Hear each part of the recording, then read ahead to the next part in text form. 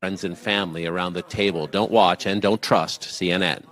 There is reverence for Ronald Reagan here. But listen. The trust is gone. Reagan's optimism replaced by Trump's grievances. We got to find our own way to take care of ourselves. Reagan's disdain of big government replaced by Trump's distrust of just about everything. I think he thinks he stole it from him. Still questions about the 2020 election. And I had a lot of people who agreed with him. Criticism of the Trump prosecutions. But nothing about that deal is the American way. I don't think. And this. If you think the United States should be supporting Ukraine in the fight against Putin, raise your hand. Nobody. You don't have to be that smart to connect the dots, right? And so is the war to cover up sins committed so you can cover your tracks? There's too much money that's been thrown over there. You think all the NATO countries would do what Biden told them to do because he's trying to cover up some Hunter Biden business deal by... It all depends on how Zelensky, how much dirt he has on Biden to keep the money coming. That's out there. No, because it's my deal, right? Hey, well, how do you trust when you know the government has shut down Facebook and shut down Twitter and told them to not show certain news stories? A few days here makes clear Trump's grip is very strong. Yeah, you think so? My heavens, that's got to be one of the most amazing 10 seconds in CNN history. By a show of hands, how many of you are supporting? How many of you support continuing to financially pump up Ukraine in their war against Putin? Chirp, chirp, cricket, cricket. No one. No one. The war-mongering establishment, most particularly the Democrats, have lost the American people, who are more anti-war today than they've ever been, ever since even at the height of the Vietnam era, as every survey shows. And now we're beginning to see a mass migration, a mass defection away from the Democrats. We're going to discover in today's video how the neocon, war-hawking Democrats are literally hemorrhaging members. This is absolutely going to make your day. It's going to make your weekend. Greetings, everyone. It is Live Stream Friday. I am your host, Dr. Steve, your Patriot Professor, here to help you think better so you can feel better in these crazy and turbulent times. So if you haven't already done so, you know what to do. Make sure to smack that bell and subscribe button. We are live on both YouTube and Rumble. Super chats and super stickers are up. Send me your questions. I will answer them in due course. We got a jam-packed show as always. Manchin is panicking the Democrats. Once again, they don't know what to do with Joe Manchin. The woke left is literally freaking out over Joe Manchin today and his plans for 2024. We'll talk about that. And we're going to see how what Manchin is doing here is actually part of a larger trend. A trend that has the Democrats utterly and absolutely horrified. As it turns out, Democrats are switching to the Republican Party in droves. I don't know if you know this, but this is stunning. We've got the receipts on this. And we're not just talking voters, we're talking Democrat politicians. There is, shall we say, an epidemic of Democrat politicians across the nation turning their backs on the woke left and defecting to the GOP. We got the data. We got the receipts. All that and more on this live stream Friday. Super chat, super stickers are up. Send me your questions and I will answer them in due course. And before we do anything else, gang, if you're a patriot and you're not prepared to defend your home and your family, you need to click on that link below right now before you do anything else and visit our good friends over at Countrywide Concealed and get your concealed carry permit once and for all. I mean, if you're like me, you know, you've been putting it off. You've been wanting to do it. You've always meant to do it. I'll get around to it someday. But you know what? Because of all the ridiculous barriers and requirements, the pain and the hassle of getting what's ironically our constitutional right, we've been putting it off. Well, guess what? There's now an amazing solution to all that. Countrywide Concealed is probably the quickest and easiest way for you to get your permit. And the coolest thing is that the permit is good for actually the vast majority of the states in the country. So you won't just get your permit to conceal carry in your own state, but in 84% of the whole of the nation as well. And it's as quick and as easy just watching a video and taking a quiz.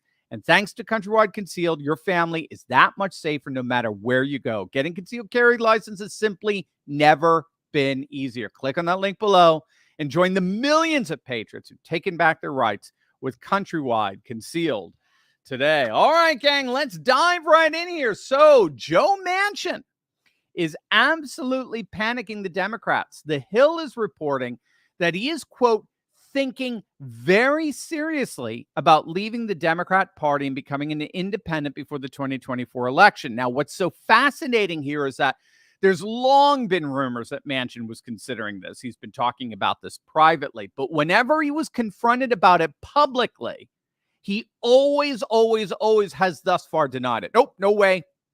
Nope, no way I'm ever going to abandon the Democrat Party. No way. Now we're hearing that what he's been saying privately, he's now saying publicly. That's over. I mean, this whole, no, I'll never abandon the Democrats. No, I'm a Democrat to the day I die. That's over. Manchin is now openly, publicly declaring that it looks like he's going to abandon the Dems for 2024. This is a very, very significant development. Now, at one level, in many respects, I mean, the rationale for this is obvious. Democrats are going extinct in West Virginia. Okay, West Virginia used to be a reliable old Southern Democrat state, represented by the likes of Robert Byrd, Jay Rockefeller. But over the last 8 years, West Virginia has amassed one of the most impressive Republican supermajorities in the entire nation. In fact, Trump stumped Biden by a 40-point margin, 70-30, twice. Every single county in West Virginia, every single county voted for Trump twice by massive margins. The Democrats are going extinct in West Virginia. And in line with that, Manchin's polling is at an all-time low, obviously. He knows that unless he radically distances himself from the Democrats, he's shot. He's politically dead. I mean, look at this poll. Republican Jim Justice has a 22-point lead over Manchin for the upcoming Senate contest there in 2024. 54-32. You don't come back from deficits like that, not if you're a sitting senator. So Manchin knows that if he wants to have any political career extending beyond next year, he has to do two things. He's got to ditch the Democrats, and he's got to run for office other than the Senate, because that's lost.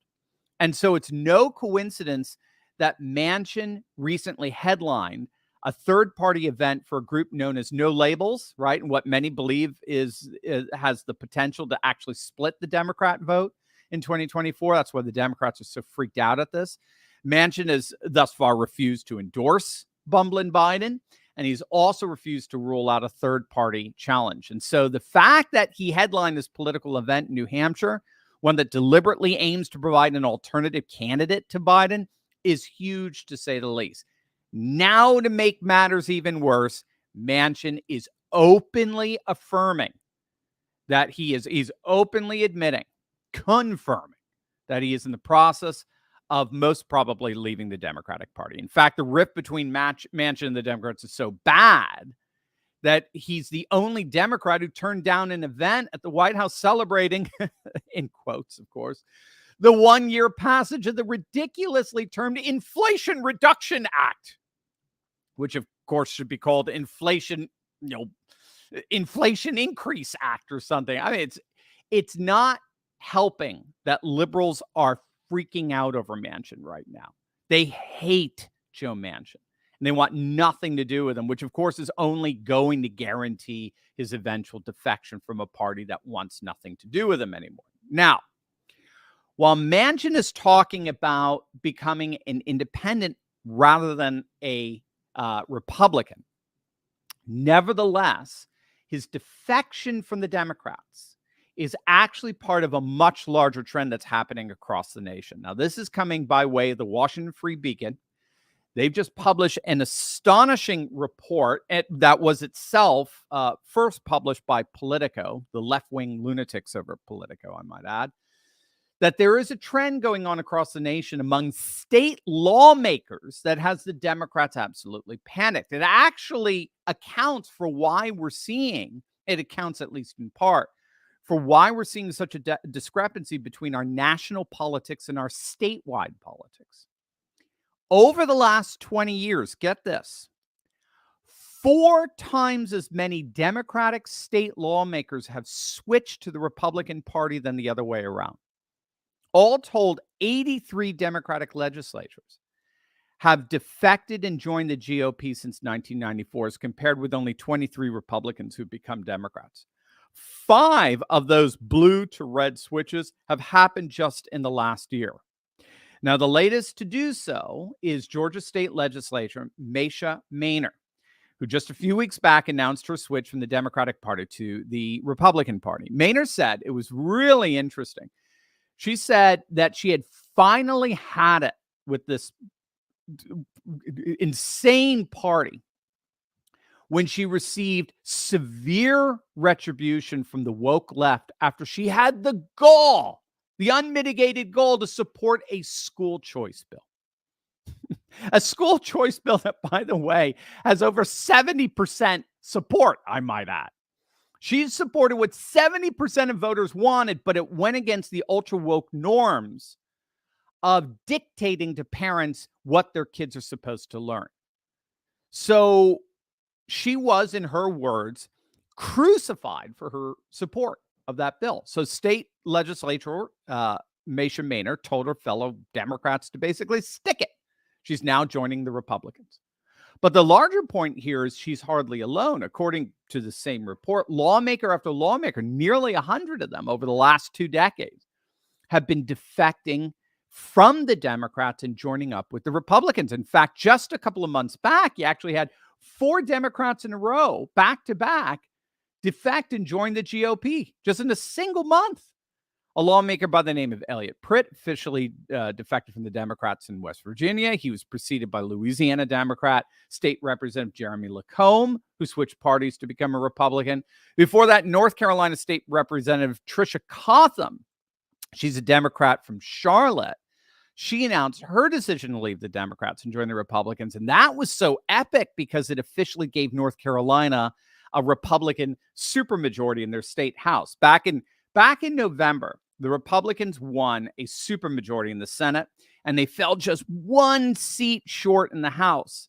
But with this Democrat defector, North Carolina joined the growing list of Republican supermajority in our nations. Republicans now have an astonishing, if you can believe this, 25 supermajorities throughout the nation. That's an incredible political dominance at the state level. And again, it suggests that the federal takeover by the GOP is just a matter of time. It's a matter of when, not if, right? It's only a matter of when the GOP finally has our blowout election, which we'll talk about in a moment, our blowout national election that finally relegates the Democrats, hopefully, to permanent minority status. I mean, we got a glimpse of it in 2010. We got a glimpse of it in 2014, GOP majorities in both the House and the Senate. And then Trump's, of course, extraordinary win in 2016 when he won first Republican to win over 300 electoral votes in over 30 years. But again, the key here, the big picture here, is that this is all part of a pattern where Democrats are defecting to the Republican Party at a rate of 4 to 1. There are 4 Democrats becoming Republicans for every 1 Republican becoming a Democrat. That's an astonishing discrepancy, one that's remained constant over the last 20 years. Now, this is all happening at the same time that Republicans this year have finally upended a decades-long trend in terms of voter identification. The latest Gallup poll on political self-identification, as of right now, has 45% of the public identifying as Republicans and only 42% considering themselves Democrats. Now, you got to understand how significant that is in terms of Gallup's political self-identification polling. Henry Olson of the Washington Post pointed out that Republicans have led or been tied with Democrats in these partisan self-identification polls only twice in the last 90 years. The Republicans are literally polling today better than they have in literally 90 years. Now, I have no idea why. It's not like Mitch McConnell and Mike Pence and Chris Christie and Mittens Romney are giving them any reason to vote for them. So something's going on here. Something much deeper than the federal party leadership is happening here. And we're going to find out precisely that. But first, you have got to click on that link below and get in on the massive buying spree that's going on right now with gold and silver. We're seeing it all over the world, right? We got the summit coming from the BRICS nations: Brazil, Russia, India, China, South Africa, the BRICS Plus, I should say. I think there's about 70 nations that are all joining there. They've already announced that they're going to be coming up with a new gold-backed currency in all their trade. That's 40% of the world's economy, gang, getting backed by gold. And we've got amazing friends to this channel who can help you get in on this gold buying spree action.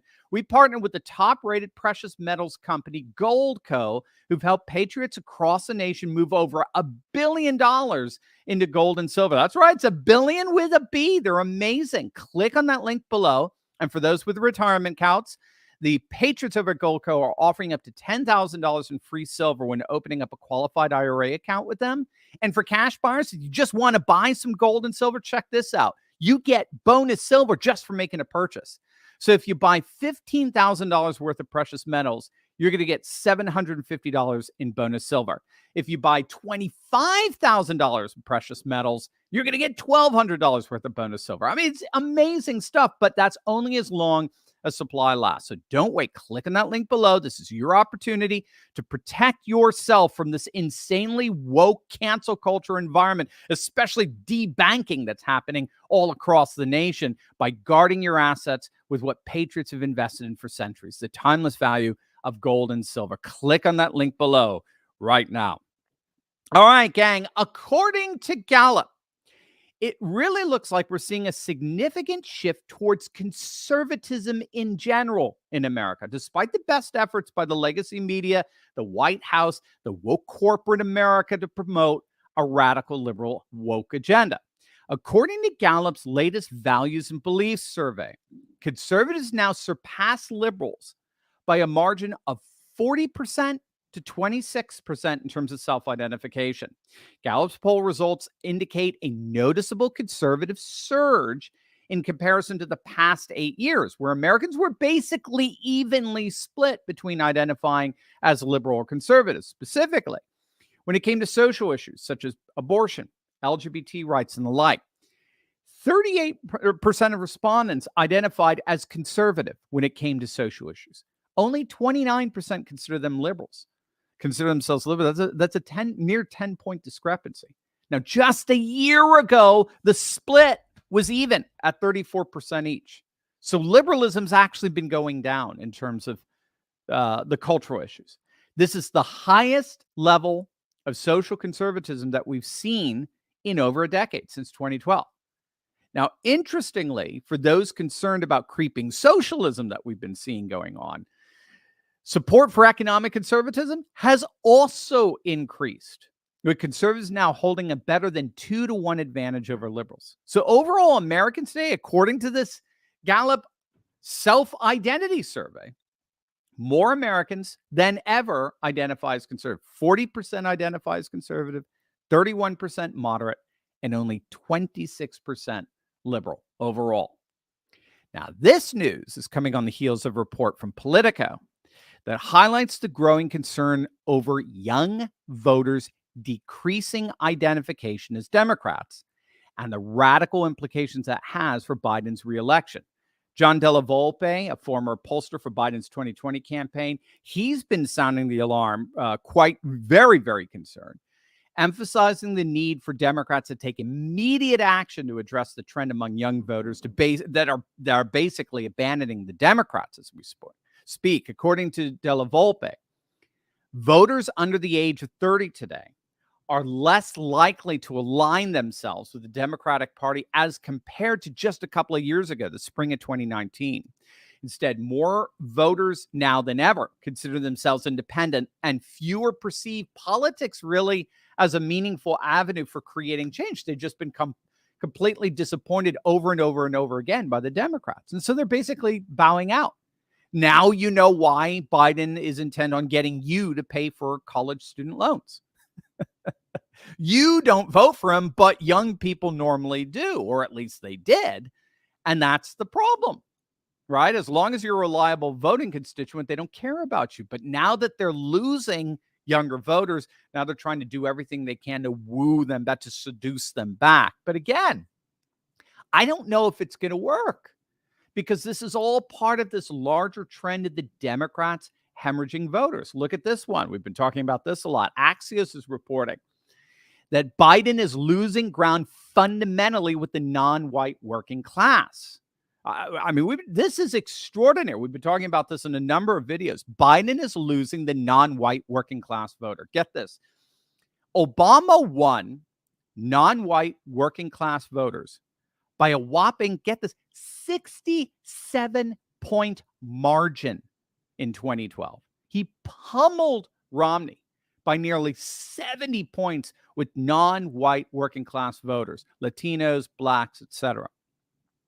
In 2020, we already saw that extraordinary margin shrink, but was still considerable. Biden beat Trump with this voting constituency by 48-point margin. This is among non-white working class voters. Now, according to the latest New York Times Siena poll, okay, Biden's lead over Trump with this once overwhelming Democrat constituency. Again, keep in mind, 2012, right, just 11 years ago, 70-point margin. That 70-point margin has shrunk now, according to this New York Times Siena poll, among non-white working class to just 16 points. 16, 49 to 33. The Democrat margin for winning the non-white working class vote has in 11 years fallen from 70% in 2012 to now just 16% today. It's a 54-point implosion. Now, of course, this comes on the heels of the Democrats having lost the white working class vote, which was once one of their most loyal constituents. Again, if you're a regular to this channel, you know that in 2016, there were nearly 200 counties in Wisconsin, Iowa, Michigan, Pennsylvania that had voted for the Democrat candidate in every single election since 1984, often by a 20-point margin, that suddenly swung over and voted for Trump by a comparable 20-point margin. And it was because for many of these counties that have been suffering with globalism, this phenomenon known as a global division of labor, where manufacturing and industry has basically been shipped away from first world nations and shipped to the global south, to third world nations, all the while finance has been reallocated around first world cosmopolitan centers, leaving rural areas highly unemployed. I mean, this is what exploded the Yellow Vest uprising in France, right? Because you had the working class in France see all their jobs disappear from where they were living, so they had to go and commute into the city where all the jobs were, because that's where all the finance was allocated. But then all the finance being allocated there gentrified the cities and raised the prices. So there was no work where they lived, and they couldn't afford to live where there was work. So they were commuting an hour, 2 hours each way. And then Macron turned around and slapped a fuel tax on them, all in the name of a Greta tax, of green tax. And they flipped out, as they should have. And we're seeing something comparable here in the United States. We're seeing county after county of counties suffering from deindustrialization. And Trump was, and continues to be now, the only presidential candidate who held rallies in Wisconsin, Iowa, Michigan, Pennsylvania counties. They had never in the history of our country ever had a presidential candidate visit them. And he came there, and his theme was the same. The forgotten man and woman of America is forgotten no longer. The forgotten men and women of America are forgotten no longer. And so, county after county after county, nearly 200 of them in Wisconsin, Iowa, Michigan, Pennsylvania, that have voted for Mondale, that voted for Dukakis, voted for Clinton twice, Gore, Kerry, Obama, all of a sudden, to the shock of pollsters and pundits alike, defected and voted for Trump, many of which by 20-point margins. We're talking a 40-point swing towards the Republican, but towards Trump. They don't care about where this is what, well, I'll get into it in a second. I'm getting ahead of this. This 40-point swing to Trump was so massive. We have data that shows Hillary Clinton, she lost the white working class so badly, even if she got Obama's level of black support, the black vote, she still would have lost. But now we're talking a major nightmare scenario for Democrats. Now we're even starting to see the non-white working class vote defect from the Democrats and move over to Trump. And an increasingly nationalist populist GOP actually has their concern. As it turns out, they're much, much more concerned about their jobs and about the economy than they are about woke identity issues, woke identity politics. And the data shows that just between 2020 and 2022, okay, just that 2-year period, the Democrat advantage among white working class voters decreased by 14 points just in those 2 years. But again, if you look at that from 2012 to 2022, in that 10-year period, it decreased 33 points. And now with this New York Times Siena poll, it looks like that loss is upwards of 50 points. So all of this is to say that we have a number of indicators showing that the Democrats are indeed imploding. Again, at least at the state level. And once we're finally able to, have a blowout federal election, once we're finally able to overcome the Democrats' electoral shenanigans, that may be it. That may be the final nail in their coffin as a viable political party for the foreseeable future. That may be the election that Rush Limbaugh was looking forward to and pointing us to all throughout his 30-year radio career. That one election that is going to permanently crush the Democratic Party into a permanent minority status. So let's all get out there. Let's mobilize. Let's organize. Let's get the vote out, both on election day as well as the most massive ballot harvesting operation in history. And let's finish what all of these indicators are pointing to, the permanent crushing of the Democratic Party. Over to you, gang. As Josh, our moderator, puts together your questions, you've got to click on that link below and get yourself Mike Lindell's brand new pillows. He's done the impossible, gang. Mike has taken what was already one of the most comfortable pillows on the market and made it even better. That's right. My Pillow 2.0 is here with Mike's new cooling fabric technology combined with his original My Pillow fill. This is truly the most comfortable pillow out there. It's always cool to the touch and provides some of the best neck support I've ever experienced in a pillow, leading to some incredible sleep. Take my word for it. It's wonderful. Now, for a limited time, Mike is providing over $150 off his new My Pillow if you use promo code Turley. That's right. Use promo code Turley and get your massive savings on a set of 4 My Pillow 2.0s. Mike's a true patriot. He's a friend of the show, bona fide American entrepreneur. It's amazing products. So don't wait. Mike told me, these new pillows are selling like hotcakes, and this offer's not going to last long. So click on that link below right now and use promo code Turley and get your My Pillow 2.0 today. All right, gang, let's dive right in here. Josh, what questions we have? Super sticker Neil Smith, thank you, sir. Very, very appreciated. Lord Niblick III, God bless, Steve. I need some good news about Trump being vindicated. Good news about the future with all the civilization state occurring all over the world. Worried about a world evil leader. Yes, that can always happen as well. It's interesting, though. It seems to me that a world evil leader requires centralization. And that's what I think we're also freaked out about, like Klaus Schwab or Soros and the masters of the universe, as it were, organizing and bringing society together into a singular, centralized political unit. And the logic of the corporatist logic of globalism, the technologist logic of globalism, by its nature involves centralization and consolidation.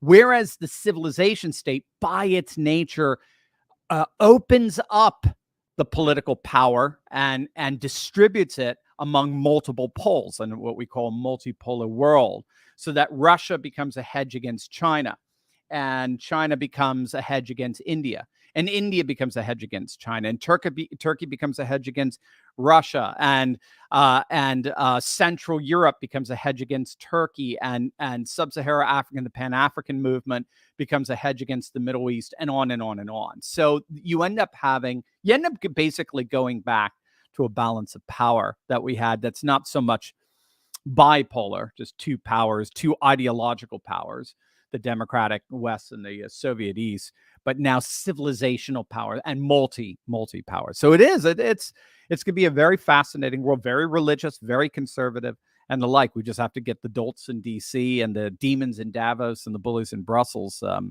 out of the equation, or at least on board in some way. Thank you, Lord Nimblick. Next, Yippee shoot. Is it suitable to call Manchin a rat? Ooh, a Republican at transition. I love that. And a Democrat, right? And say he's leaving the sinking ship. The Democrat, look at that. We're thinking the same way. Yippee shoot. Excellent. Thank you. And thank you for the euros. Very appreciated. God bless you. I don't know if he's going to become a Republican. I don't know. It doesn't look like that. I know he was getting wooed by the Republican, by Mitch McConnell and the like, to bring him on as another rhino, as it were. It looks like, it looks like his political career in West Virginia is dead. So he's looking to see what both parties will give him as an independent. That's how he's built his power in Washington. He's built his power in making both Democrats and Republicans very unhappy.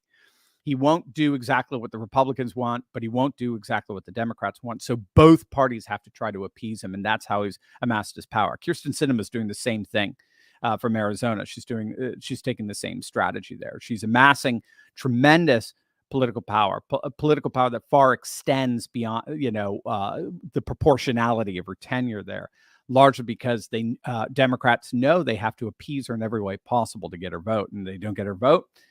They're going down. I mean, they're not going to pass what they want to pass. So I don't see him becoming a Republican. I see him staying independent, but he certainly can interrupt things for Democrats in 2024. That's for sure. He can bring just as Bobby Kennedy can do, he can bring a whole disaffected wing of the Democrats who are just sick to death of all this woke nonsense and bring them on. Just give them a Ross Perot vote, some kind of, retribution vote of some kind, protest vote of some kind. Thank you, Pichut. Mark Strauss, thank you, sir. Tech Byte Show, thank you, sir. Sounds interesting. I have to check that out. The emerging tech world. It's very, very cool. That's part of building a parallel polis, big time. Chris Creative, I believed a lot about last presidential election midterm polls and predictions, right? YouTubers showing black Dems switching parties. Look what happened. How do I believe any of these things going forward? What you're saying there, Chris, is absolutely clear. It's part of what I was trying to say at the end, just kind of mobilizing. Let's get out there. Let's vote. What we're seeing is a very clear discrepancy between the trajectories and the shift in society that everyone's seeing. So that's the key. Corroboration is key.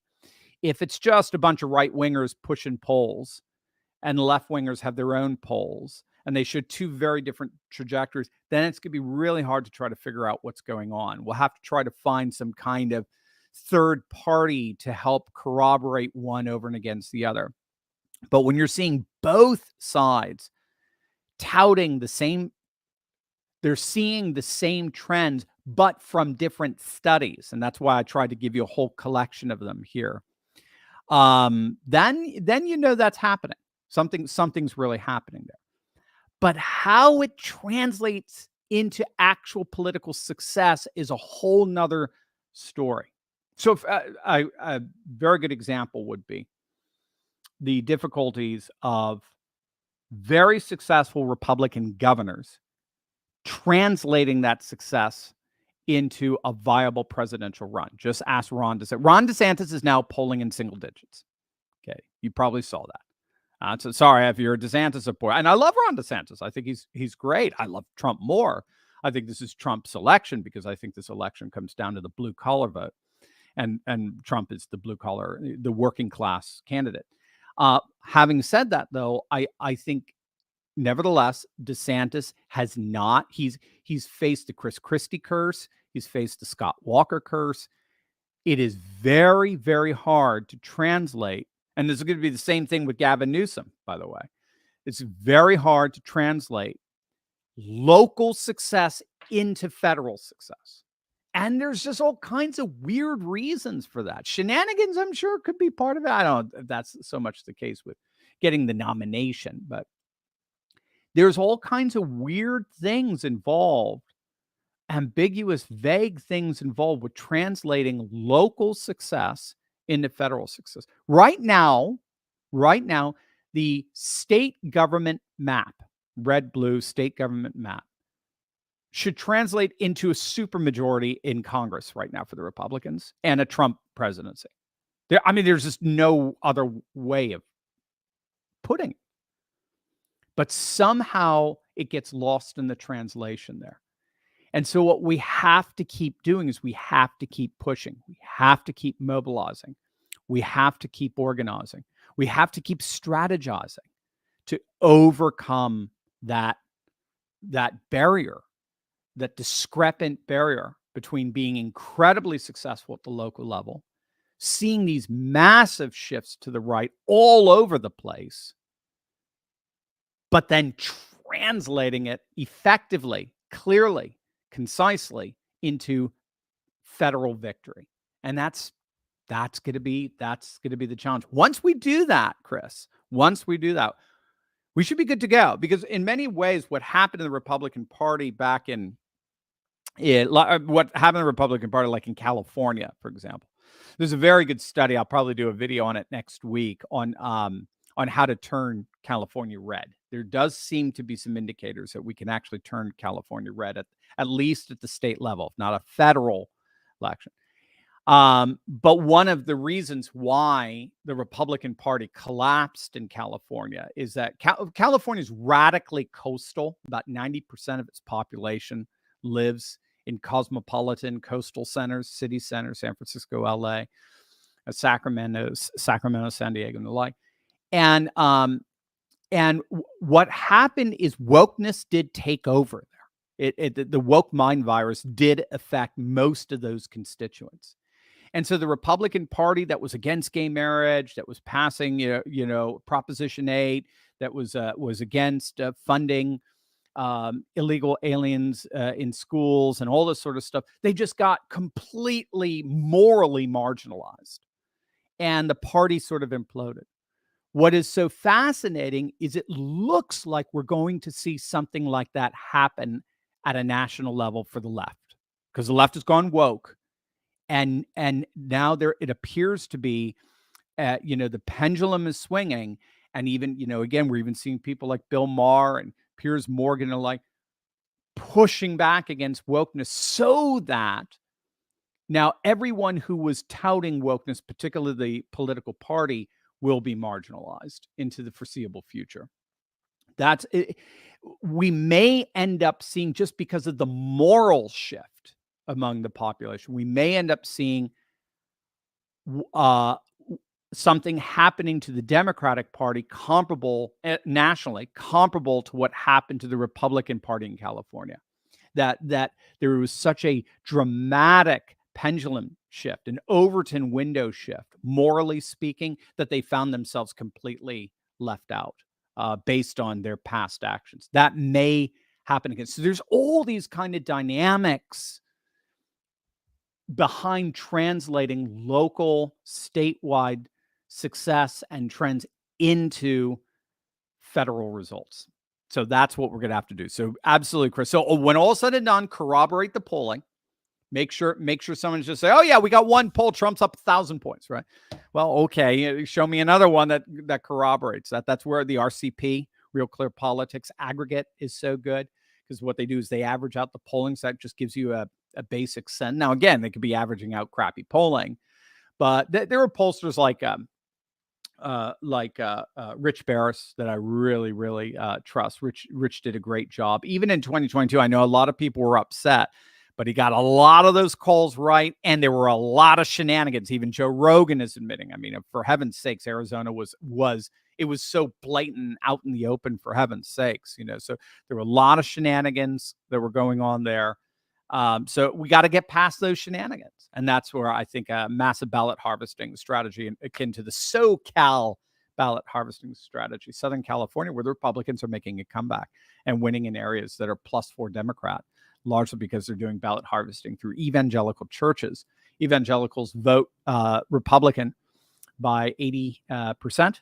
And with ballot harvesting, we found that if they're only coming out in-person voting at around 40-50% total of their population, with ballot harvesting, we can take a 40 to 50% turnout, turn it into a 90% turnout with 80% of them voting Republican. And that's how Republicans are kicking the Democrats' asses in Southern California. If we can duplicate that across the country, or most particularly in those battleground states like Arizona, Georgia, Wisconsin, Michigan, Pennsylvania, that we need, that should do it. That should get us, that should break through the ambiguity and this gap between the success we're having at local and regional levels and statewide levels and the frustrations we're feeling at the federal level. So there you go. So I would just use some kind of corroboration to look at the polls.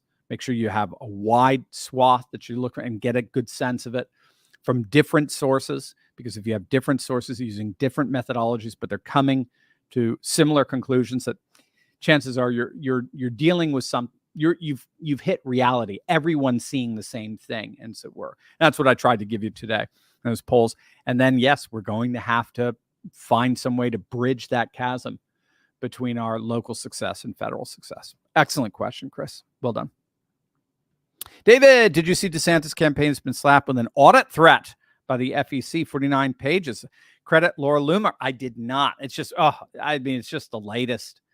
It's just the latest headache for DeSantis. I don't know what to say. I just don't see. I don't know anything about that particularly, but I just don't see any coherent, viable path for DeSantis to this nomination. I just don't understand it. I don't understand how so many in the Daily Wire are cheerleading this. I don't get it. In the end, DeSantis is rooting for the indictments. It is very clear. Everyone, from Mike Pence, Chris Christie, everyone except for Vivek, everyone's rooting for these indictments, which means that they are effectively aligned with Pelosi and Schumer. And you cannot align yourself with Pelosi and Schumer and expect to get MAGA support. MAGA is now officially over 50% of the party. So, I just don't, DeSantis is just, there's no viable path to this nomination. I guess they keep telling him, don't worry, we're going to take Trump out. But every indictment, Trump gets stronger.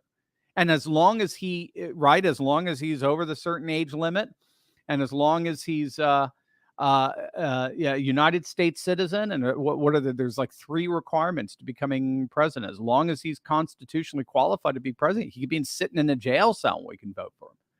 And as a matter of fact, given the way Trump is such a genius with marketing, sitting in a jail cell may give him a landslide. It's hilarious. We've had that. We've had several lawmakers, politicians in the past sitting in jail and winning election at the local level. So we'll keep an eye on that, David. Thank you for alerting us of that. BW Bear, Joe Walsh is a Dem. Joe Walsh is a Democrat. If you're talking about Joe Walsh, the commentator, yeah, he's a libertarian, and libertarians are ideologically nuts at this point. For me, a libertarian, I should qualify that. I'm sorry, because I know some of you will probably say, hey, I'm a libertarian. Yeah, and for all practical purposes, frankly, I'm a libertarian. I'd prefer just government just go away and leave us alone and let us have a vibrant society of faith, family, and freedom. But no, Joe Walsh is so ideologically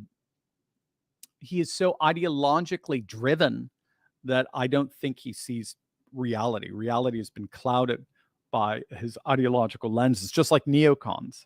And so they don't understand, or they don't see what's happening in this world. The world is becoming, there's a new world rising, as we talk about all the time. Civilization states are rising. Reterritorialization is causing more and more populations to return to nation, culture, custom, and tradition. And I'm sorry, that's not going to fit with your ideology necessarily. Sometimes it will.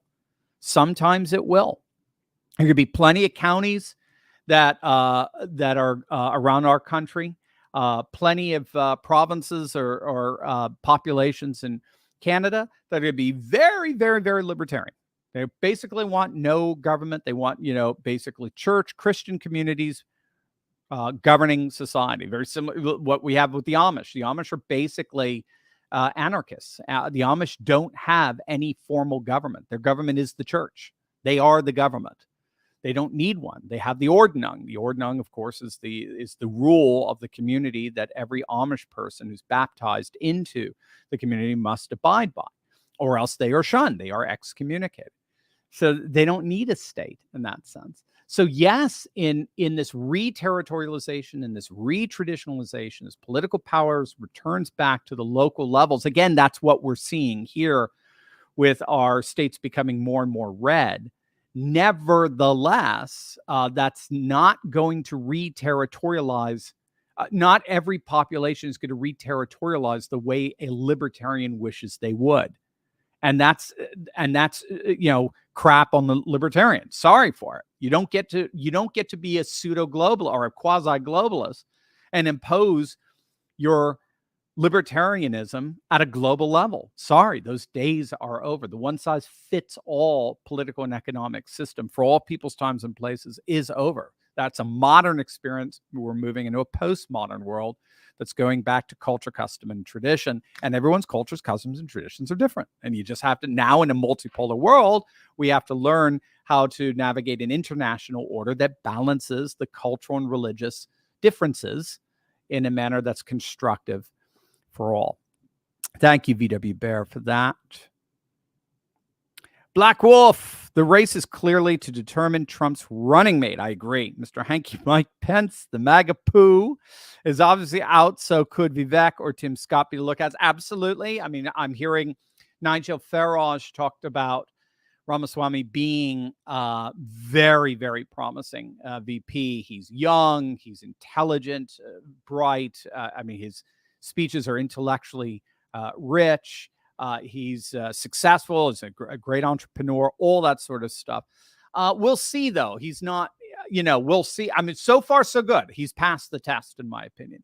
An indictment comes out, and he's the first one to come out and said, this is an injustice. I'm going to sue the Justice Department over this. I want to beat Trump fair and square. I don't want him taken out. I want to beat him fair and square. And I'm going to stand with him 100% against this weaponized legalism. So different than what you're getting from DeSantis or Pence. Oh, I stood with the Constitution. Blah, blah, blah. Oh, gosh, if that's standing with the Constitution, my, oh, my. So, yes, I think Vivek is definitely in the running. Tim Scott, perhaps. Scott's a little neocon for people. He's a little too neocon, but he may be as well. Again, he doesn't have a chance in hell in terms of the nomination or even being on the top there. Not that I'm seeing right now. But yeah, Haley's out. Pence is out. Definitely Pence is out.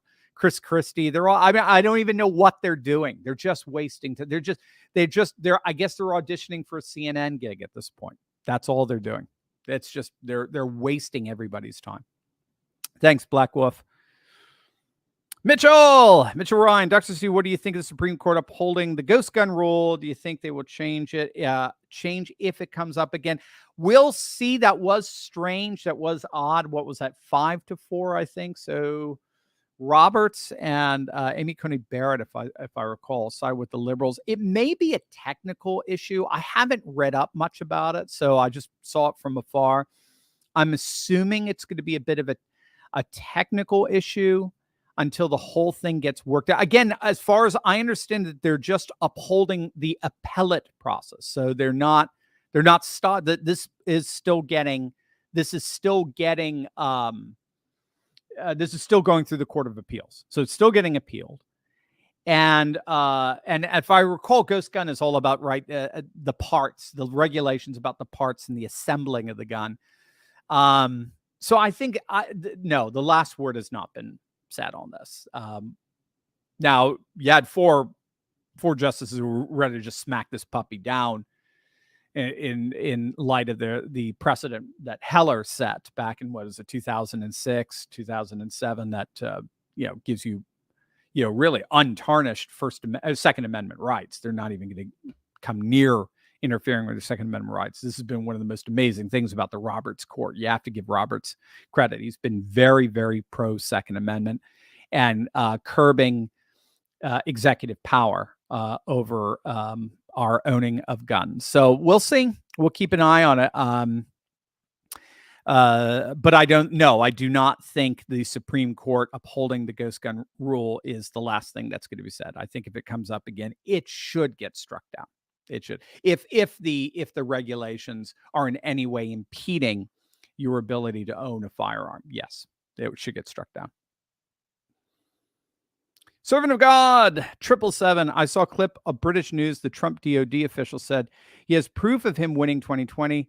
Let people see how bad it could get, and we'll use it against the recent indictment. Your thoughts? Yeah, I mean, that's the strategy particularly for J6, is that, I mean, even Hugh Hewitt, who tries to pass himself off as a conservative. He's a post-World War II neocon conservative. So his conservatism is about as conservative, I mean, they're just about 10 years behind the woke left. Just, I mean, you look at someone like, I don't know, Ben Sass, or, just Mittens Romney, or Bill Kristol, or all the like. I mean, they just end up where CNN is. It just takes them longer, So that's why I see Hugh Hewitt. But he admitted that if anything, this could have some serious backlash against Biden. He thinks 2020 was an impeccable, election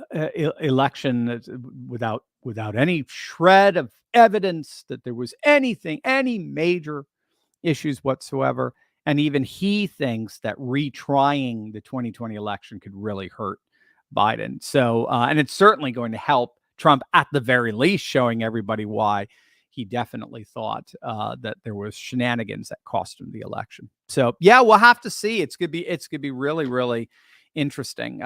Again, the Democrats may be fooling themselves. They may be thinking by bringing 2020 back, they're going to hurt Trump. But again, all the internals, all the fundamentals seem to show that people really don't like the Democrats right now. Now, they don't like the Republicans, but they do like Trump. They see Trump as being unfairly targeted, and so they're moving over to him. So, moving on. Thank you, Servant of God. Very appreciated.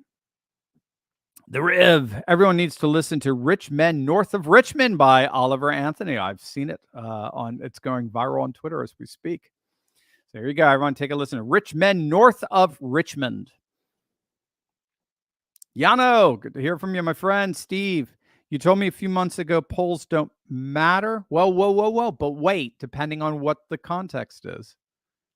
Because only they are polling few people. So what's changed? Why polls important now? El Patron. Okay. Yeah, Yano, I mean, the way the question's asked, it's very reductionist. So it's hard for me to draw out. What I probably told you, because they're only polling a few people. I don't know I don't know what that standard is. I don't know where I would have been coming from there. So I'm sorry about that. You told me a few months ago polls don't matter. So before an election heats up, starts going, polls are just a snapshot of sentiment. They're not determinative. They're not. I mean, the poll like the day before an election is obviously enormous. That's why in many European countries they don't allow polling in the last week of a national election. So it's obviously very, very determinative in that sense, or at least can be. But polls 2 years outside of an election, they're not that important. So if that may have been where I was coming from. Now that would be a poll on an election. Notice today I didn't do a single poll in an election. I'm dealing with polls with sentiments and attitudes. Now that's different. Sentiments and attitudes are any poll anytime is going to give you a gauge of where people are. And then the question is, can you find a trend? That's what I'm always looking for. If you notice, I'm always looking for trends. I'm not just going, hey, guess what? Everybody thinks they're Republican today. Woohoo!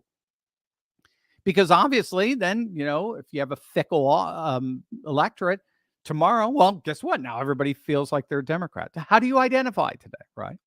But if everyone's saying, more people are saying they're Republicans than ever today, and then we have all these polls that show that this shift has been going on for about 20 years, that the Democrats are actually hemorrhaging constituents that were once their base that were voting for them by 70-point margins. Okay, now we're starting to see something here. Does that make sense? So there you go. That's the best I think I can answer, given I think it's a little reductionist and not qualified enough for me to really get the nuance of what you're asking. But thank you, Yana. Mitchell, what do you think of the FBI killing that gun owner? Do you think this will escalate violence? What do you think will happen with the ATF raiding shops, I think you're saying. Well, I mean, the killing of this fellow's name's Craig Robertson, this Utah man. Isn't it interesting that we suddenly know everything about Craig Robertson? Everything. How long did it take? 24 hours? Everything about this guy. What a threat he was. What a radical right-wing nut he was. Blah, blah, blah. Threats to Biden, blah, blah, blah. But we know next to nothing about that transgender shooter, Audrey Hale, who killed 6 teachers and children at a Christian school in Tennessee. Hale left behind a manifesto. Do you know what's in it? I don't. Because it's being hidden from us by the FBI. So why is it now that we know everything about Craig Robertson but nothing about Audrey Hale? I mean, to me, this is all you need to know about it. This is simulated reality. The simulacrum, as Baudrillard would call it. The simulacrum, the simulated reality of our media, the legacy media and the deep state work together to convince us that patriot populists are basically Al-Qaeda worthy of being shot, all the while woke leftists are our saviors. I mean, it's just basically absurd. That's what I see. And again, if it weren't for the massive, massive pushback at local levels and in deep red states like Utah, I think matters could be a lot worse. So I think it's horrific, and I think it, if it were just an isolated event, I wouldn't really know. But in the context of the fact that we now know everything about Craig Robertson, but nothing about Audrey Hale, that says everything to me at this point. Good question, Mitchell. Kathy, thank you, Dr. Turley. Kathy Jurin, thank you very much. What a wonderful gift. Thank you. God bless you. I love that cute little baby in the picture. So cute. Yeah, there you go back to a little kitty. Mine are all grown up. My cute babies are all grown up. So. BW, Turley, do you think 2024 is America's last stand? No, I do not. I do not buy that. I don't buy. I mean, I think we need to vote like it's our last stand. I think we need to organize like it's our last stand. I think we need to fight like we've never fought politically before, and we're certainly going to do that on this channel. But no, there is no last stand. I mean, think about every single time crowds came out in mass in Eastern Europe, protests, Poland, Czechoslovakia, Hungary, the 50s, 60s, 70s. Every single time they were crushed. They were crushed by Soviet tanks.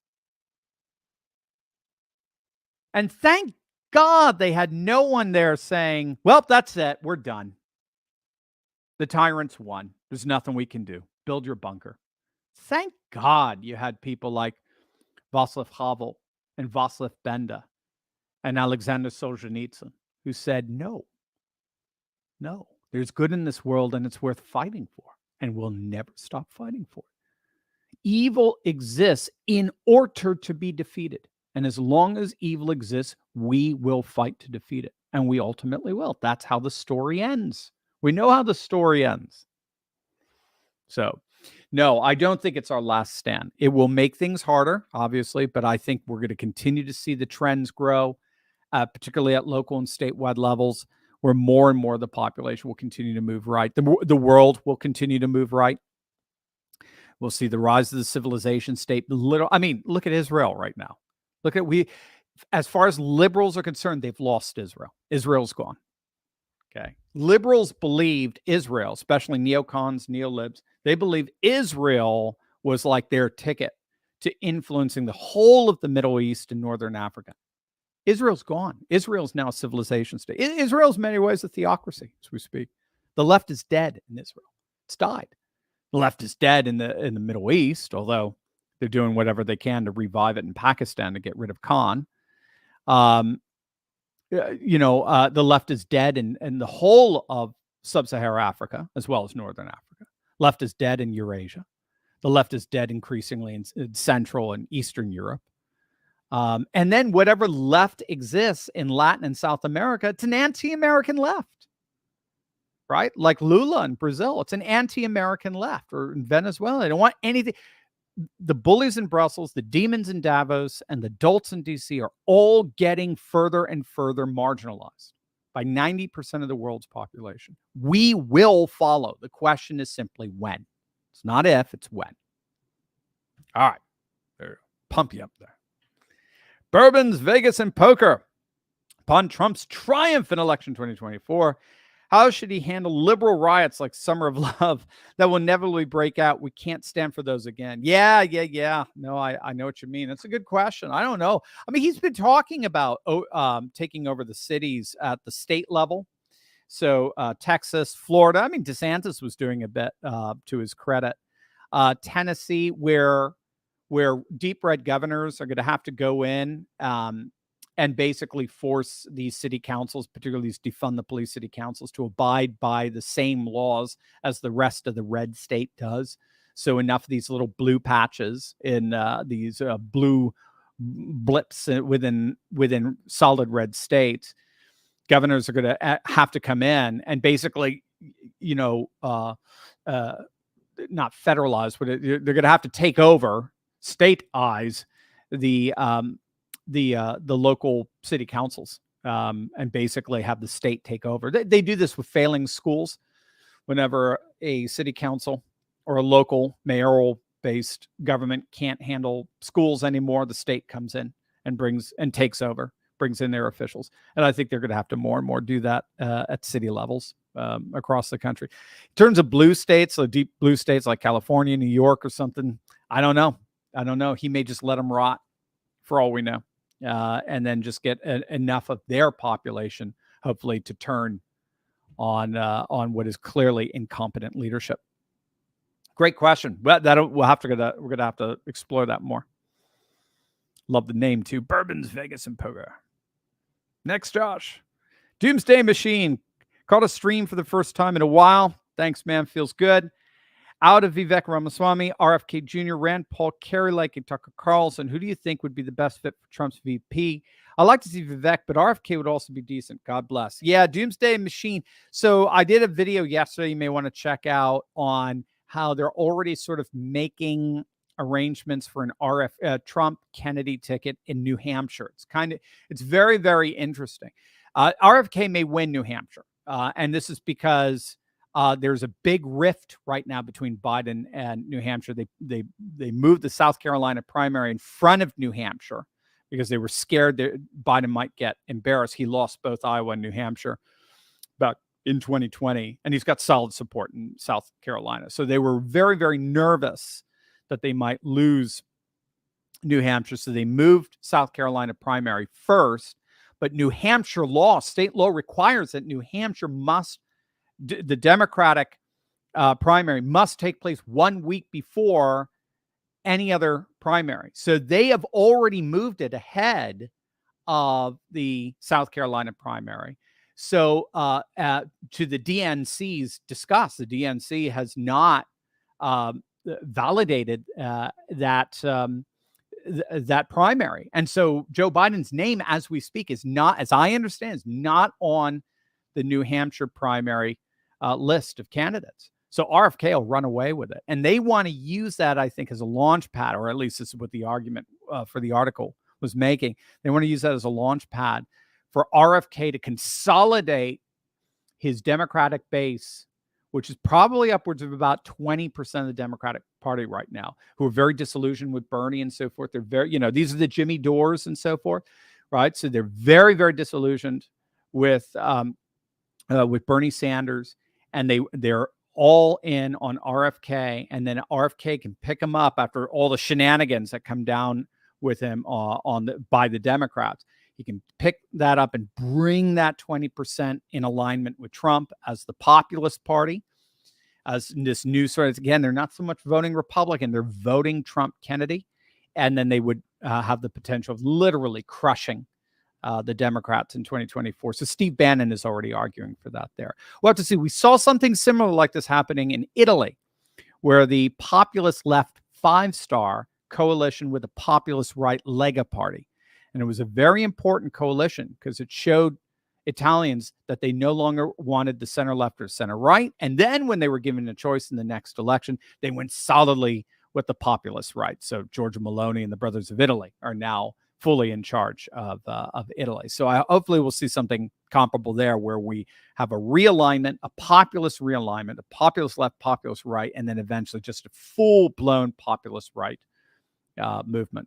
So that would be the exciting part if RFK were part of it. Vivek would be great, just intellectually, he's magnificent. We'll have to see about Rand Carey. I don't think Tucker, I don't think that's going to happen just yet, although there is talk about Tucker 2028, things like that. So we'll see. Charles Turner, good to see you, my friend. In Idaho, the counties in North Idaho that used to be blue are getting redder. These include counties such as Josh, there we go.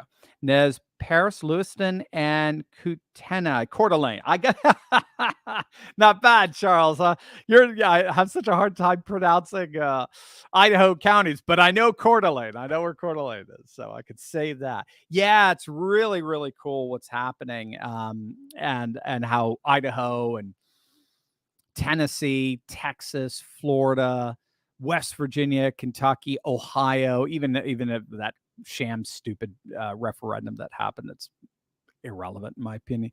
Iowa, they are all doubling down on red. They're getting deep red, which is great. It's great to see. So excellent, Charles. Yeah, check out if you haven't seen it, I interviewed the president of is it Mike McCarter, president of the Greater Idaho Movement. And we're having something similar happening in Illinois. We now have over 20 counties in Illinois voting to study how they can secede from Chicago. It's really cool. So again, the MAGA state, where you just have this massive red map, and if we could figure out how to consolidate the political power into a mega state, obviously all decentralized, but for practical purposes, a single voting monolith, we could be a super majority for the next century, as Steve Bannon would say. Thanks, Charles. Roush Show Conservative. I don't want Manchin the GOP. We're trying to expel rhinos, not add more. I don't think you have to worry about. I don't think he'll end up in the GOP. I think he'll end up as an independent, and he'll has the threat of splitting the Democrat vote.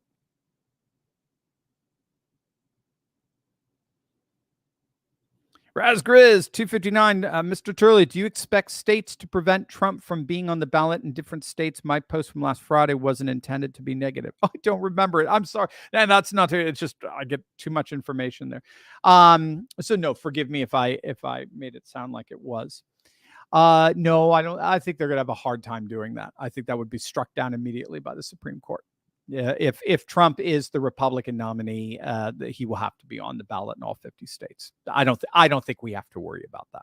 I know a lot of DeSantis people are saying that, but and even if he wasn't on California's ballot, so what?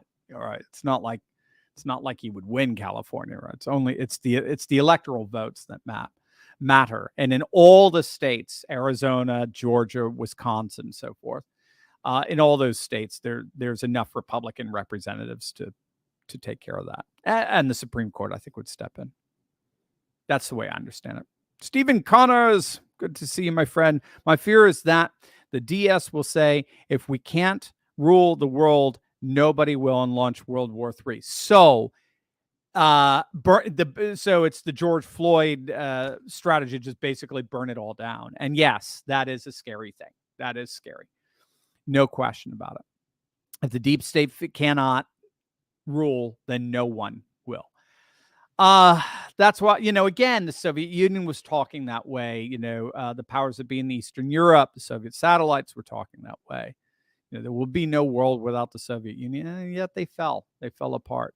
So hopefully it rots enough from within, because that's what happened with the Soviet Union.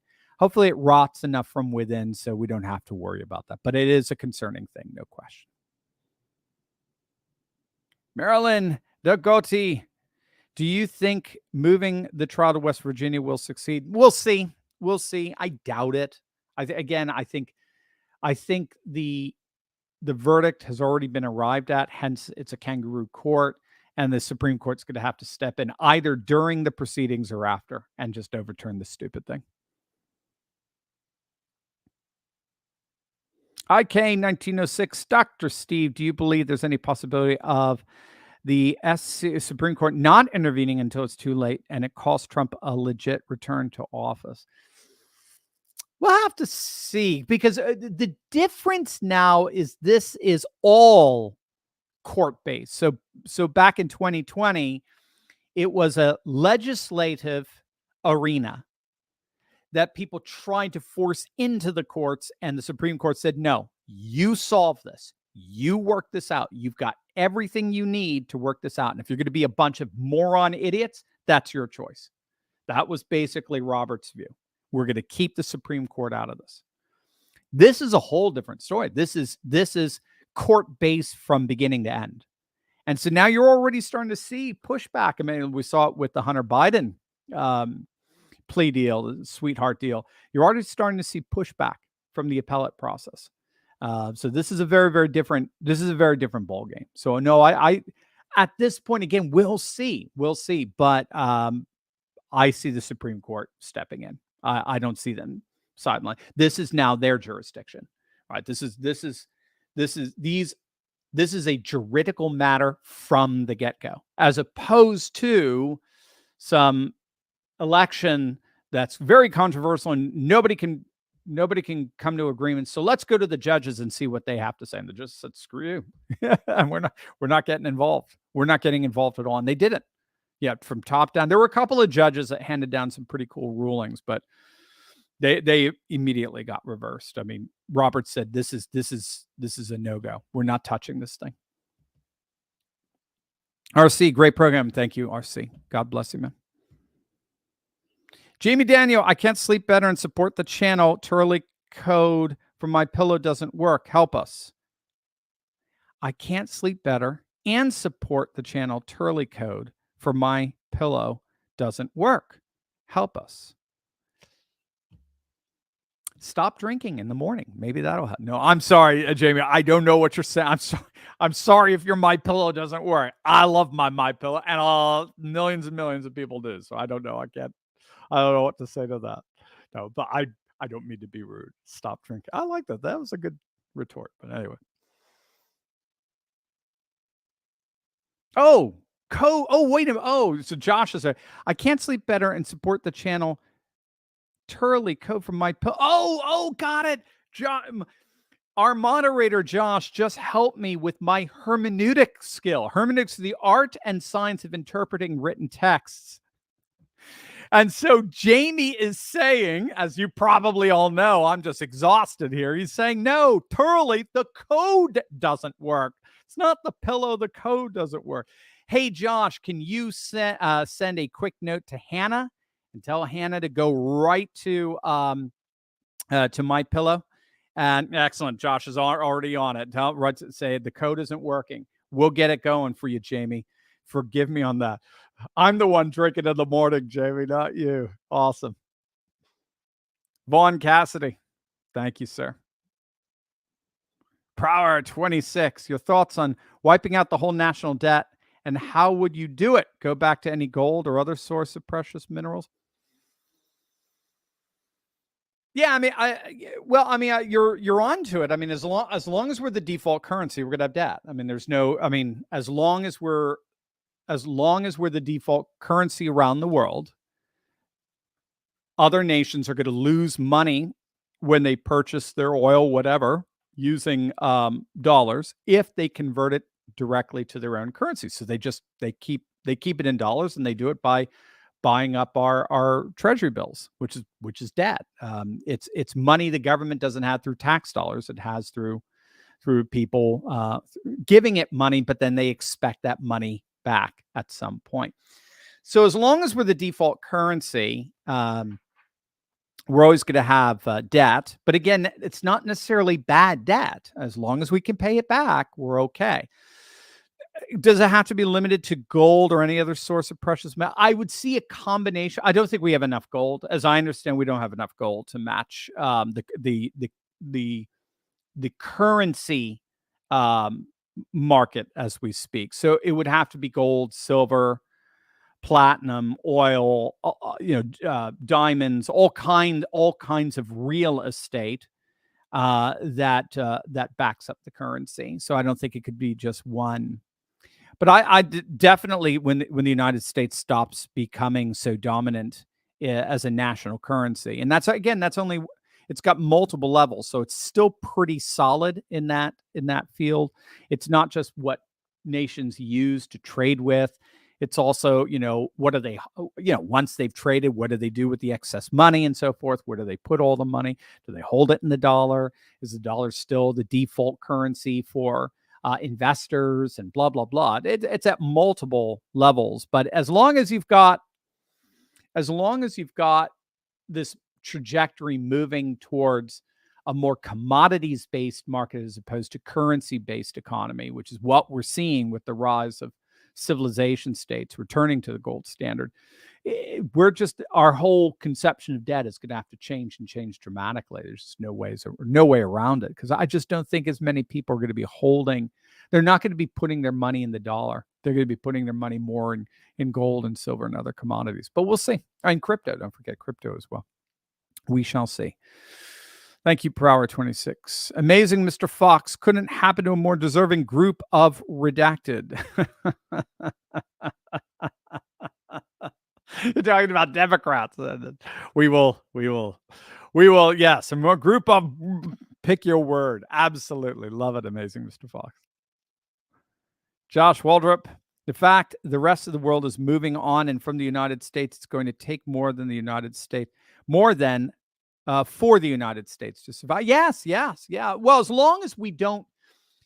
So this is what made Trump so awesome, and why I remain a major supporter of Trump, even in the midst of another increasingly crowded field, although they're not even coming near him. But as Trump understood, we're entering into a multipolar world. Therefore, a single one-size-fits-all political and economic structure is no longer a realistic way of approaching that world.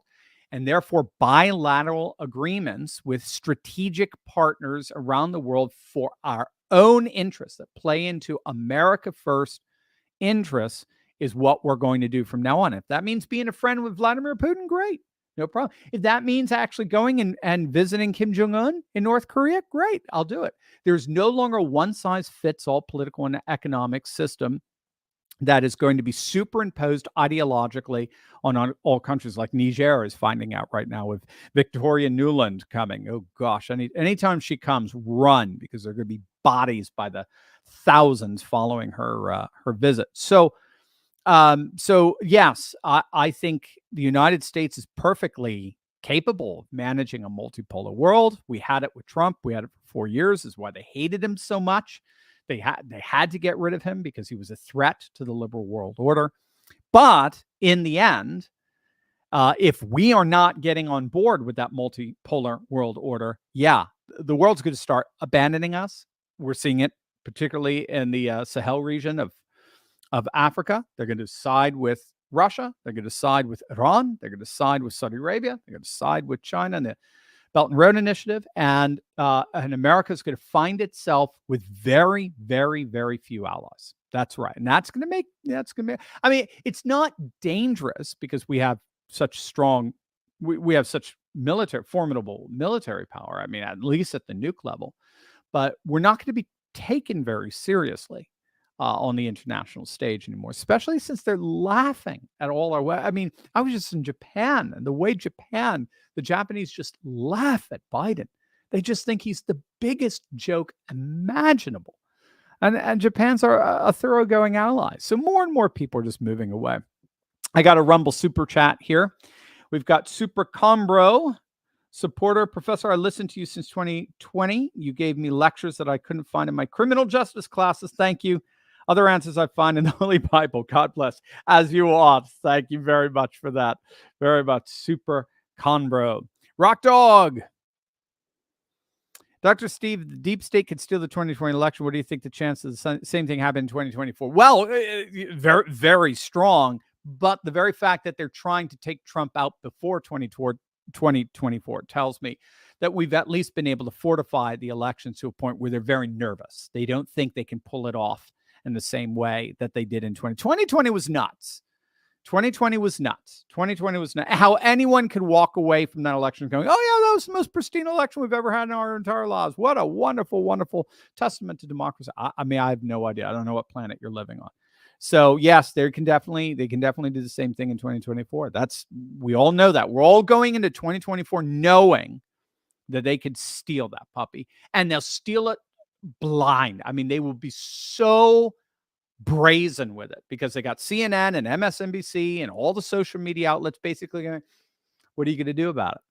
What the F do you think you're going to do about it? So, no question. I mean, Katie Hobbs proved that. I mean, Katie Hobbs stole the election. I mean, Katie Hobbs was in charge of counting her opponent's votes as Secretary of State. I mean, it was so utterly absurd, in your face. But I don't think they can pull it off again, at least the way they did.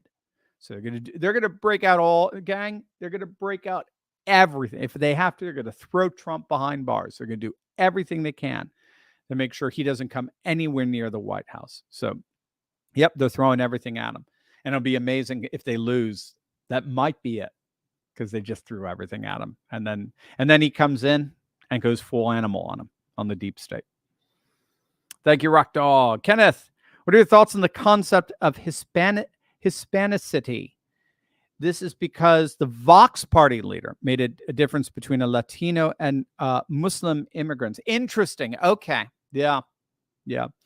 I don't know the term Hispanicity, but I do know Vox Party in Spain, and who came out had a disappointing election. Again, those are going to happen. You know, even the Libs had their Mondale moments, their McGovern moments, but they always bounced back because they knew the trajectory was moving in their direction in terms of the outworkings of liberal society that began in the 18th century. So, what's his name now? Why am I forgetting? Abiascal, the leader of Vox. I'd have to take a look at what he meant specifically, but again, what we're seeing here in Europe is a revitalization of Christian Europe. It's happening obviously in Hungary, in Poland, and increasingly in Italy with Giorgia Meloni, and increasingly in Spain. Giorgia Meloni is a big fan of Vox Party, and yeah, Abiascal, right? Abiascal is the leader, and the concern is that Islam has been allowed disproportionately into Europe. So rather than having European migration based on the interests of Christian Europe, the migration has happened just basically because the global South has bullied its way into the continent, and it's its cultural Marxist victimizer mentality. And they just want to put an end to that. And they're just trying to find various frames of reference to help people conceptualize why it should be put an end to. That's the way I'm basically understanding it. But yeah, Latino versus Muslim immigrants, it's putting religion and culture, and all religion is the cult of culture, putting religion and culture front and center as the primary point of reference around which society is organized, rather than a political system. That's globalism. Globalism doesn't give a rip about your culture. As a matter of fact, globalism likes to get rid of your culture, because usually your cultures have all these strange customs that provide impediments to unfettered consumerism, like Lord's Day, Sabbath days, Ramadan, all this nonsense, right? Lent, whatever it happens to be. They want to get rid of all those cultures and place a political and economic system, ruled by DC, an economic system ruled by Davos, and then they impose wokeness on you to make you morally weak, so you become a compliant member of that system. So Vox is pushing back against that and putting culture, religion right at the heart, the center of how they're going to organize Spanish society. Thank you, Kenneth. And thank you for the pound sterling. Rock Dog, Dr. Steve, since we have more copper than any other country in the world, do you see us backing the dollar in copper? The world needs copper. Very interesting. We'll have to see. Again, I do see it's going to be a combo. I don't think it's going to be what I've been reading in terms of BRICS, because BRICS is thinking of having a gold-backed currency. It's going to be gold primarily. It's not going to be gold only. So there's going to be some kind of medium. There's going to be some kind of commodity medium that they're a price that they're going to come from a whole. And I'm sure copper will probably be a part of it. For us, that is. Greg Day, thank you, sir. Melanie, thank you for all you do. I enjoy listening to you every day. God bless you. God bless you, Melanie. Thank you so much. It's very appreciated. Thank you.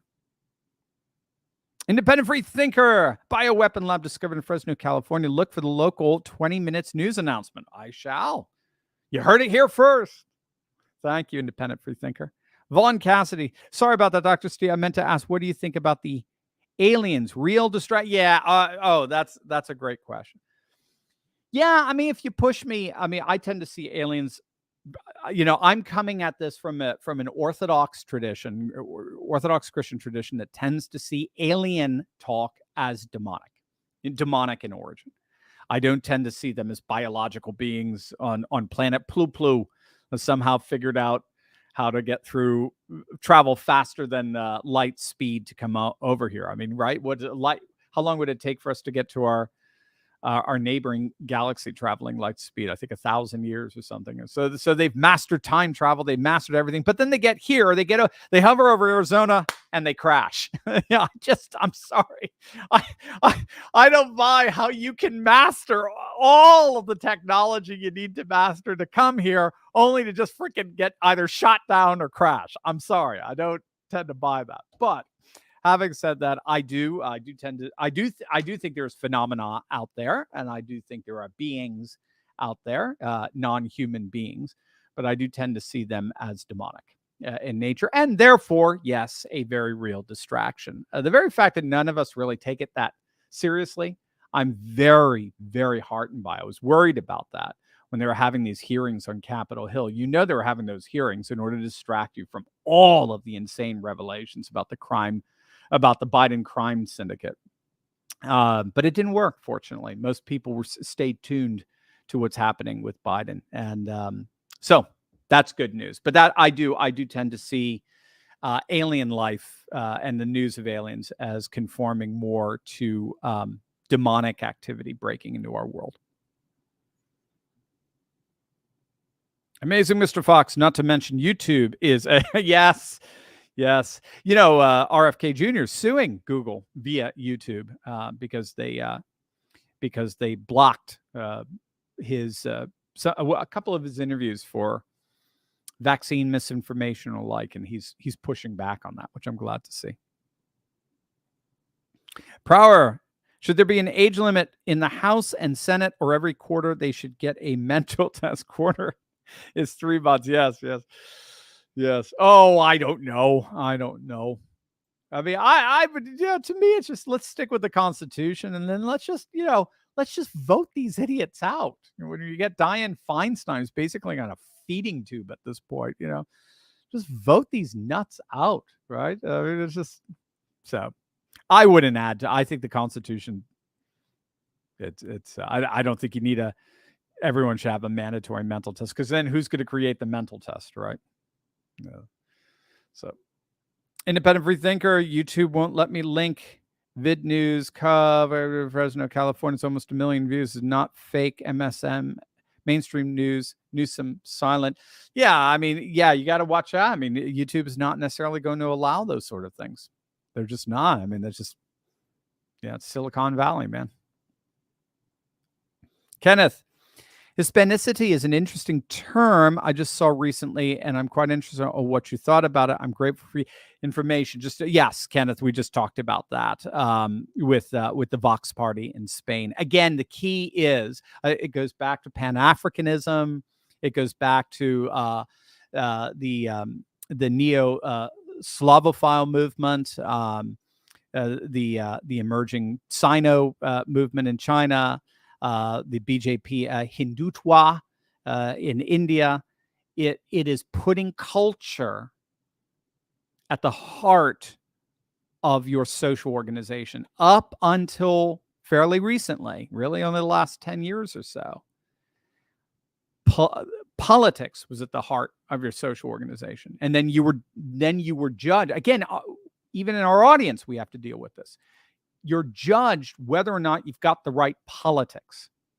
So if you're an autocrat, you're bad. If you're a Democrat, you're good. No, that doesn't work in the world that's rising. In the world that's rising, politics is downstream from culture, and culture is now becoming the organizing principle. So Sam Huntington, his Clash of Civilizations, saw that the 20th century is the century of ideology, political ideology. Whereas the 21st century is becoming the century of cultural identity. So that's why identity politics have even taken over the left at this point. So Hispanicity would fall in line with that. It would fall in line with Spain asserting its culture, its own unique Spanish culture. And that would include ethnicity, religion, and the like, as central to its organization. Israel's going through it right now as we speak. And that's why they're getting rid of, not getting rid of they're revamping their judiciary, because the judges in Israel, their Supreme Court appoints their own successors. So they keep appointing more and more liberal successors. And Israel's not liberal anymore. They are now thoroughly theocratic Jewish in many respects. They're a civilization state. So they're the Israeli constitution is still very young, and so the Knesset is reining in what they see to be an out of touch judiciary, and they're doing it around culture. That's the basis of their justification. All right, what do we do? My, we got to finish this up. Amazing, Mr. Fox. New BRICS currency, gold pressed latinum. That would be neat. That would be cool. We'll have to see what happens. I'm very excited about this upcoming BRICS summit last week of August. We'll cover it. It's really cool. Hi, Q. Like Joe Rogan, the aliens of drinking Bud Light. I don't know what, like Joe Rogan, the aliens are drinking Bud Light? Maybe, yes. That's cute. Rock Dog, Dr. C, one last thing. When President Trump is back in the White House, do you think we will be back in time with the rest of the world as far as civilization state and working with the world? I absolutely. Well, as far as the way I understood his administration, first term, by and large, yes, he's still got a lot of the John Bolton folk around him, and he's got to get rid of them. They are Jurassic dinosaurs. Their world is dead. Their world has to go. They need to be given a nice severance package and go retire on some island, an island I would never visit. So hopefully, yes, with people like Mike Flynn or Colonel Doug McGregor, absolutely, we should be able to. And now there's even talk of America asserting itself as a civilization state. This is new scholarship that's come out. I'm really excited about it. I'm doing the research now on it. Hopefully we'll have a video on that coming up.